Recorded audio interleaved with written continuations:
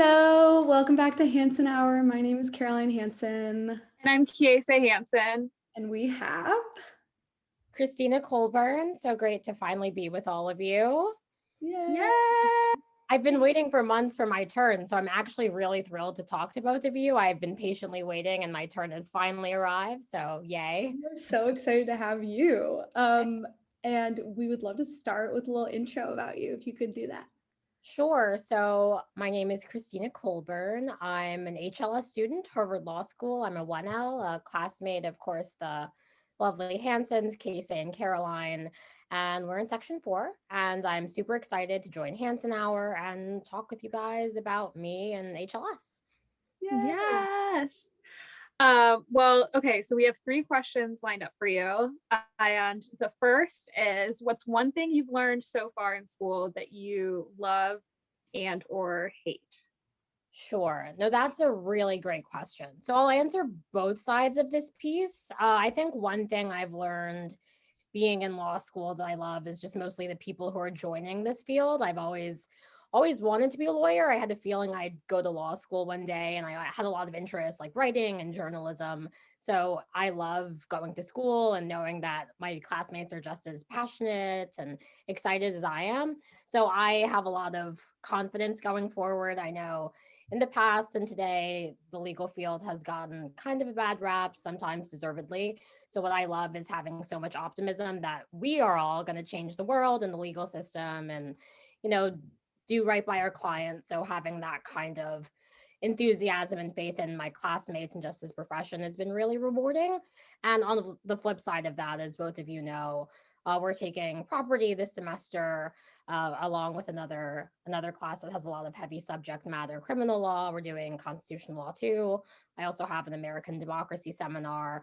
So I think one thing that I just hate about not the experience per se, but knowing on the flip side of what I just mentioned, being enthusiastic about all my classmates is knowing how in the past and even now law has been used as a very repressive, if not oppressive way to hamper people's ability to support themselves and live lives with dignity. Reading the cases we've read recently, and of course we had some of these last semester too, but our courses I think now are much heavier. So actually reading these cases, Dred Scott and State versus Mann about brutality against human beings and how that was acceptable and how people who were in the judiciary could have done something. It was in their purview too, but decided it's not my place to stop. In that case, Davy Mann, a slave master, from shooting his slave to anyone else, like that would have been assault and battery at the time, or the idea that unfortunately the law was used to keep down human potential. So Yeah. so it's that's a little bit, and not a little bit, it's very disturbing, but I think it also motivates me, and I know it motivates a lot of my classmates. I know we've spoken about this as well, as how knowing that history really informs the work we do as attorneys and as human beings. And no matter where we were before, being at Harvard Law School, that's going to be the legacy we have. We're going to be the people who are making these decisions. So being cognizant of that, wanting to do better in the legal field going forward. Yeah. Yeah, I mean, it is amazing how different this semester has felt. And I mean, just to everything that you've just said too, like I feel like every week I have to give myself like a pump up, like motivational talk, because it is really hard to sit with all of this. And it's really, really hard to be like, okay, this is going to be not just like my 3 years, but this is my life, right? Like we're going to be facing these things every day. And I'm trying to find like the boundaries for like how to use it to motivate the work that I do, but also not like let it suck up so much energy that I'm also not able to show up the way that I want. And I Right. really struggled with that this semester. And so Right. I'm so glad that you brought all of that up, because it's top of mind. And I know that it's top of mind for Caroline too. And yeah, and that's why it's really important that to what you spoke about earlier too, to have classmates and a support system and community to really lean on each other. Because yeah, I it's want to hard. praise you as well in that moment, Kiese, and Caroline as well, because I appreciate all the comments you make in class. And I know we especially have a very supportive community as women in the section. So Absolutely. And I want to let you know that I appreciate your contributions, and you've made a lot of statements in class that I think are very moving and I know have moved a lot of people. So like you said, it's hard, but I just want to tell you you've done a great job and pat you on the back verbally. Oh, thank you. It's true. Yeah, So, the women in our class are awesome. incredible. Yeah. No, I love that community as well. I love having girlfriends. I'm very much a girl's girl. Like guys are great too, like awesome. But I think there's just something really special about female friendship. And when I think of the friendships I've had, I met my two best friends in fourth grade. We were 9, we're 26 now, and they really are sisters. So I think there's really something just special about having that kind of relationship with other people. And I live in a house of amazing women. A couple are in my section, one isn't. So I just know they're going to be at my wedding one day, and we'll be old and crusty at these HLS reunions. Like, remember when you did that? So yeah, no, I love that we are just so supportive of each other, and the guys too. They're great, but a lot of love for the sisterhood here. It's almost better. I mean, not better, obviously, but to kind of have to really seek out that community as opposed to having it fall in your lap makes it all the sweeter in some ways. And just the fact that we found this community of women who are really, really strong and passionate, and everyone's really involved in, because they have to opt in, because you kind of have to opt into being in a community right now and talking to people, because there is an opportunity to just log into class and log off and not engage at all. So people have been really present for each other in a way that almost seems ironic because we're not present.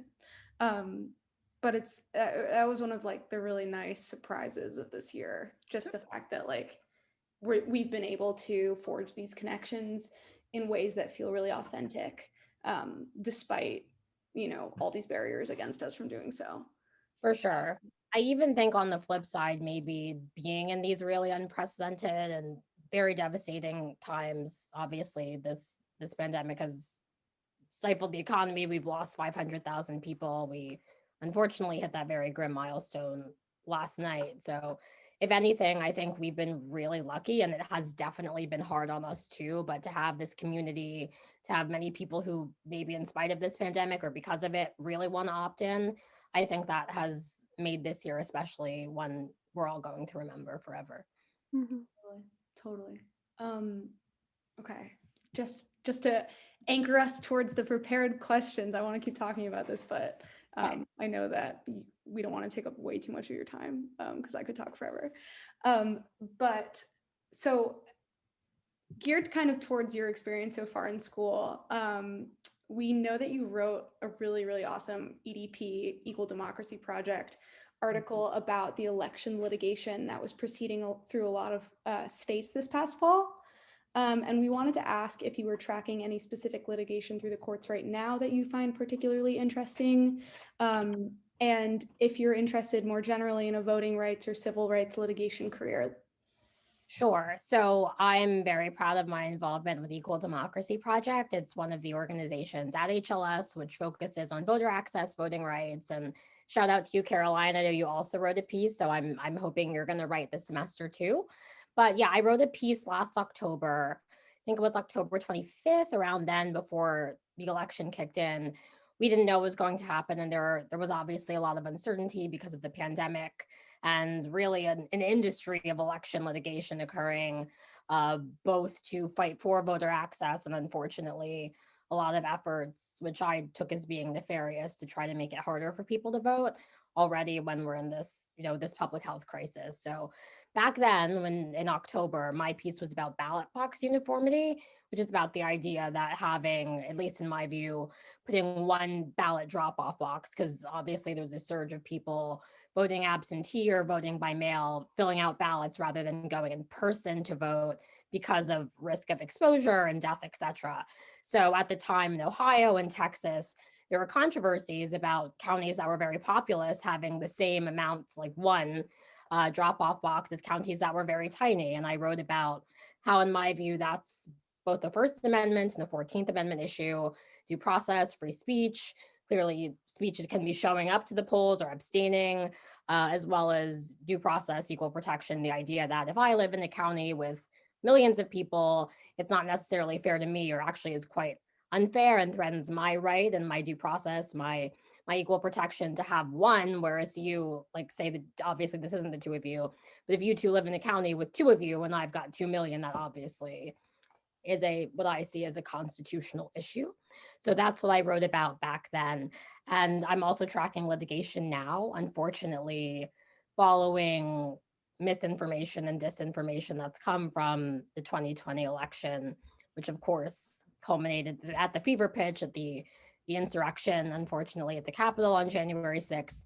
We're now seeing these, what I believe are duplicitous efforts to try to say, well, we want more election integrity, voters don't have confidence, let's restrict or push measures that will have the practical or implicit or sometimes explicit impact of making it harder for people to vote, even though we know that election and security experts have called the 2020 election the most secure ever. We've had multiple recounts. There were countless lawsuits. I think the record was 61-1 about that, according to calculations by the democracy docket of, the fight really here between people who want to make sure that franchise is expanded, that every eligible voter can vote, versus people who have been caught on the record saying, I like my chances better when fewer people vote. So that issue is very important to me, and tracking these bills requires a lot of vigilance. It's pretty exhausting and it can be very depressing. Especially for me, I care a lot about voting rights. I might want to pursue a career in that later. Election litigation is dear to my heart. And I'm the first person in my family. I've told this to my friends personally. It's the first time I suppose I'm like sharing it more broadly. But when I think about my grandmother who just turned 97 and my parents who were born 50s, early 60s, like I'm the first person really being born in the 90s who's taken all of these things for granted. That I should vote, that I can vote, that, and I just want to pay that forward for everyone else. So although it's difficult and can be infuriating, and I like to channel that kind of frustration, these spicy editorials, and I have another one coming out on March 14th, Pi Day. So I have, yeah, no, I'm really excited. I'm still thinking about what specifically I'm working on, but there are a lot of bills in Georgia, Arizona, Pennsylvania, North Carolina, and other places which are, you have some forces there who are trying to make it harder to vote. But on the positive side, and I came prepared with a statistic to give you the good news. It's like, what's the good news today? The good news is that on the flip side, 37 states, according to the Brennan Center for Justice, where I used to work, great place, have about, in these 37 states, around 540 bills that are encouraging voter access and encouraging people to register to vote, giving felons who've served their time and paid their debts to society the chance to vote, making sure we have automatic voter registration. So if you go to the DMV, you're younger, 17, 18, about to vote, you can register that way. So stay tuned. There's a lot going on and I want to write more about it. I think I may want to do some commentary and opinion writing later in my career. I also was a journalist before I came to law school. So yeah, hopefully there will be a lot more to write about, I'm sure. It's a never-ending battle. It's like John Lewis said, it's good trouble. It's a never-ending battle. We can't wait to read your article. Thanks. That one was so good. Thanks. Amazing. And I was going to ask you if you were planning on making it potentially a career, and you are, and that's so exciting. And it's some of the most, if not like the most important work that needs to be done. For sure. It's so great that we get to have you doing it. And I guess, so how does, I don't really want to I don't want to take us like too off topic or off track for the rest of the questions, but I'm just curious, how does EDP work? So you get to write, like I know Caroline's doing a project with a group too, and then you get to write so are you also in a group project and then you get to also write with whatever extra time you have? Sure. So there are different committees and I've helped with different ones, but the one I'm most involved with is blogging, which is the medium in which I wrote last October, and it's the one my upcoming piece will be in. So just to plug the group, there are different ways you can contribute if you're interested in that on campus. For me, I'm definitely a writer by nature, and that's my favorite thing to do. So I'm very involved with the blog aspect. Yeah. And then I think the project that you referenced is I'm doing a project with the Ranked Choice Voting Center, basically researching the states that have current signature requirements for getting candidates on the ballot. So that I'm really excited about that. That's through the policy team. So Christina is doing writing on the blog, and then I'm partnering with that outside organization. It's a great org. You should join KSA. Yeah. I showed Caroline forwards me emails. Yeah, I'm like, how are you right now? Yeah. This Well, is actually awesome. an intervention for you, Kies. We're just bombarding you. Yeah. Okay, so our last question for you is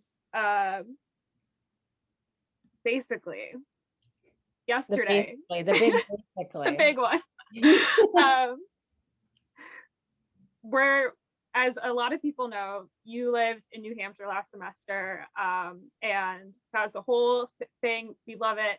But I guess during that time, there is a true rumor that's shared that you are a very good cocktail maker.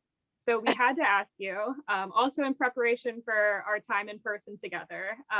So everyone get your orders ready for Christina. What's your favorite drink to make, and how do you make it? Yeah. Well, we have an NDA, so our first to make sure the audience is aware here, I lived in a COVID pod, so COVID safe. I was on the COVID committee with a lot of 1Ls and some other people who decided to live with us, where we wanted to emulate as much as we could with the real life law school experience, despite the fact that we're in a pandemic. So with a lot of 1Ls live in New Hampshire, and I'm very much into dinner parties. I try to be like Ina Garden. So you're right. I was definitely in charge of helping with the theme dinners. Every Friday we had a special dinner. So I was the cocktail queen, as they call me, making cocktails. So yeah, no, we had a lot of great nights. We had Nigerian night, Venezuelan night, we had a Chinese night, we had a Shabbat dinner, we did it all. So yeah, my favorite drink to make there. I'm a big fan of lychee martinis. I'm from I'm from technically New Jersey, but I went to college in New York City. So that was, I love sushi as well. That's maybe my favorite food. So I get that as well. So I have a mean recipe for that. And I'm excited for when you're both here in person and we're all vaccinated to make it for you. Oh my gosh. Maybe I'll make a signature cocktail like the Hansons or something like for this show. Yeah. The sponsorship deals? I would never attempt to. I make good on my word. My actions and my words align. So you'll have to have me back to explain what the cocktail is. No, I'm excited now I'll go all out for you ladies. I love the show. So wow. We are moving on up in the world, I think. Okay, again, cocktail recipes. Wow. T-shirts. Like what's the Legally Blonde quote? What, like it's hard? No, we do it all. We don't just study. We like dinner parties and election litigation. We're multifaceted women. We're multifaceted legal nerds. So we do it all. We do it all. Doing it all. Okay. Well, this has been the treat of all treats. Thanks. I loved coming on. I'm so excited. I know you did this last semester, so I've been waiting for my turn, and now it's here, so I'm thrilled. Yeah. When I told my I'll just quickly show you, when I told my dad, he was like, "Who are you interviewing?" And I was like, "Christina. She's gonna argue in front of the Supreme Court one day." Oh, thanks, Kate. I know your dad's a professor too, so hi, Professor Hansen. Thank you for that vote of confidence, Casey. Yeah. Sorry, just wanted to say that. No, I mean, if I had money, I'd bet that. Bet it on that. No, thanks. I really appreciate it. It's very sweet of you to say. Yeah. Okay. Well, until we get to be together and enjoy a lychee martini, aka the Hansen signature drink, or maybe no, wait, sorry, those are different. The lychee martini and the Hansen, the TBD Hansen drink. We will bid you adieu for now, but thank you so much. Thank you. Thank you for having me. See you tomorrow in class. Yeah, see you tomorrow. Good night. Bye.